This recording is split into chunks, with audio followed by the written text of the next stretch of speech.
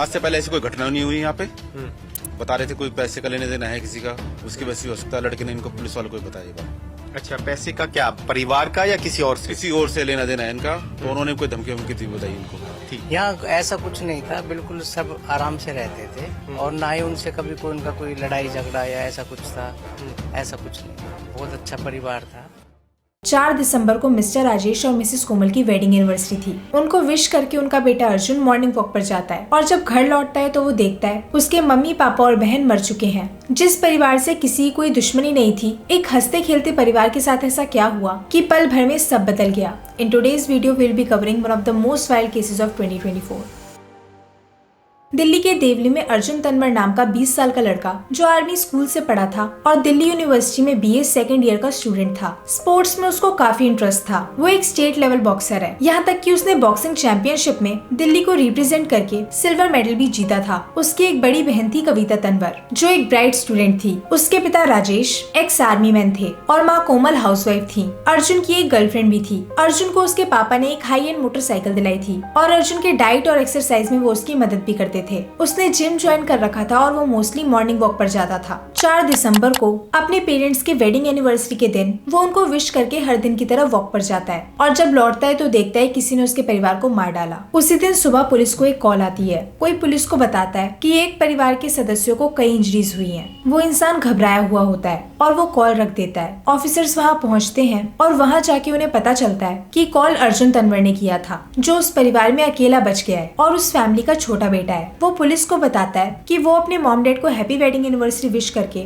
5:30 बजे morning walk पर चला गया था। घर लौटने पर उसने अपने माँ बाप और बहन को मरा हुआ पाया। पुलिस ने इंटेरोगेशन शुरू की। फॉरेंसिक एक्सपर्ट्स, क्राइम टीम और स्निफर डॉग्स को वहाँ भेजा गया। बहुत ध्यान से क्राइम सीन को देखा गया और एनालाइज किया गया, लेकिन उन्हें घर में लूट पाट या चोरी के कोई साइन नहीं मिले। फिर उन्होंने एरिया की सीसीटीवी फुटेज देखे, उसमें भी कुछ सस्पिशियस या फोर्स्ड एंट्री का कोई साइन नहीं मिला। घर से कोई सामान गायब भी नहीं हुआ था। अब ये जानने की कोशिश की गई कि कहीं इस परिवार से कोई पर्सनल ग्रजेस तो नहीं निकाल रहा और पता चला कि इस फैमिली से किसी कोई दुश्मनी भी नहीं थी, न ही नेबर से कोई आर्ग्यूमेंट हुई थी, इसलिए पर्सनल दुश्मनी का भी कोई एंगल नहीं मिला। हर तरीके से सोचने और समझने के बाद पुलिस ने अर्जुन की ओर रुख किया। अर्जुन से पूछताछ करना शुरू किया और पुलिस ने नोटिस किया कि अर्जुन के स्टेटमेंट्स में हर बार कुछ अलग पाया गया। उसके हाथ पर कुछ ताजे निशान थे जिसके बारे में उससे पूछा तो वो इसका जवाब नहीं दे पाया। इन्वेस्टिगेशन शुरू हुई और उससे लगातार सवाल पूछे गए। अर्जुन ने इन्वेस्टिगेशन को मिसलीड करने की पूरी कोशिश की, लेकिन बाद में उसने अपना क्राइम कन्फेस कर दिया। उसने मान लिया कि ये सब उसी ने किया है। अब सबसे बड़ा सवाल ये था कि उसने ऐसा क्यों किया।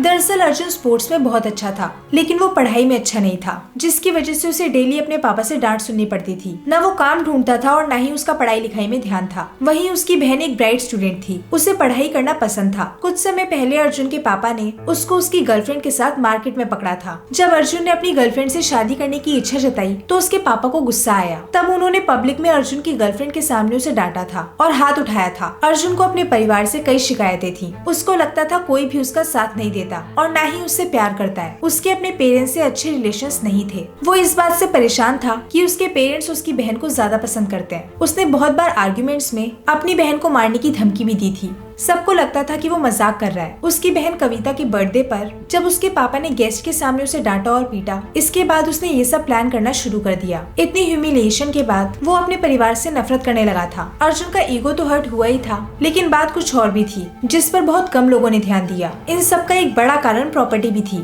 आए दिन प्रॉपर्टी के चक्कर में घरों में लड़ाइयाँ होती है। एक ही परिवार के सदस्य जो एक दूसरे से प्यार करते हैं, वही एक दूसरे के खून के प्यासे हो जाते हैं। जब अर्जुन को पता चला कि उसके पापा ने अपनी पूरी प्रॉपर्टी कविता यानी अर्जुन की बड़ी बहन के नाम करने का फैसला किया है, तो उसकी नफरत अपने परिवार के लिए और बढ़ गई। अर्जुन की गूगल हिस्ट्री से पता चला कि वो पिछले कुछ दिनों से मर्डर रिलेटेड कंटेंट सर्च कर रहा था। उसने एक डेडली केमिकल सल्फर्स के बारे में भी रिसर्च की थी। उसने अपने प्लान को अंजाम देने के लिए 4 दिसंबर की डेट चुनी, जिस दिन उसके पेरेंट्स की वेडिंग एनिवर्सरी थी। उससे एक दिन पहले उसने अपने पापा की आर्मी नाइफ चुरा ली थी। सुबह सुबह वो सबसे पहले अपनी बड़ी बहन कविता के रूम में जाता है और अपने पापा की आर्मी नाइफ से उस पर हमला करता है। कविता ने फाइट बैक करने की की कोशिश की, लेकिन वो खुद को नहीं बचा पाई। इसके बाद अर्जुन अपने पेरेंट्स के रूम में जाता है। उसकी मम्मी वॉशरूम में थी। वो अगला हमला अपने पिता पर करता है जो नींद में थे, और अपनी माँ के वॉशरूम से निकलने का इंतजार करने लगता है। जैसे ही उसकी माँ बाहर आती है, वैसे ही वो अपनी माँ को भी मौत के घाट उतार देता है। इसके बाद वो अपनी स्वेटशर्ट जिस पर खून लगा था और चाकू को जिम बैग में रखता है, फिर सीधा संजय वन जाता है और एविडेंस फेंक देता है। 20 मिनट के अंदर वो वापस घर लौट आया। घर वापस आने के बाद उसने बाथरूम और बाकी रूम के सामान से खून के धब्बे साफ किए। फिर उसने खुद पुलिस को कॉल किया ताकि उस पर कोई शक कर ही ना सके। जिस दिन ये क्राइम हुआ था मुझे इसके बारे में बता दिया गया था,